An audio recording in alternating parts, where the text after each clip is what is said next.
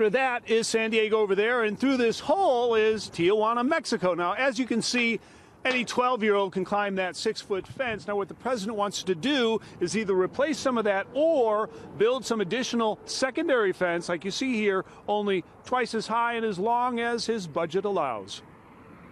Out of the 350 miles of fencing along the U.S. border, most of it looks like this.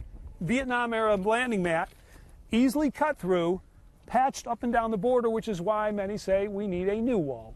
So compare that to this, 4 feet thick of solid concrete. And you come around front here, there's no way to get a toe hold. So how do you scale it? One lesson that we have learned over time here is that when you put up physical barriers or fencing, the areas where you don't have fencing instantly becomes a vulnerability. If we can deter somebody, if somebody can make a psychological decision on that, hey, I am not going to cross, that is a measure of success. Now, the beauty of this design, agents can see through it, water can pass under it. It's great for, say, canyons in Arizona. Now, they are filled with concrete, but could a smuggler use a hydraulic jack to pop these out? Question. Critics say apprehensions are going down, you don't need a fence. I would disagree with that. The wall and the fencing is one piece of something that's critical in border security. It's not the answer in and of itself, but it is a critical part.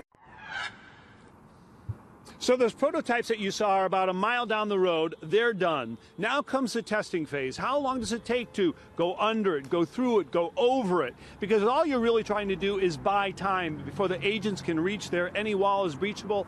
They're having a news conference, Sandra, in about 3 hours where they'll talk about that, and then that testing phase, 1 to 2 months.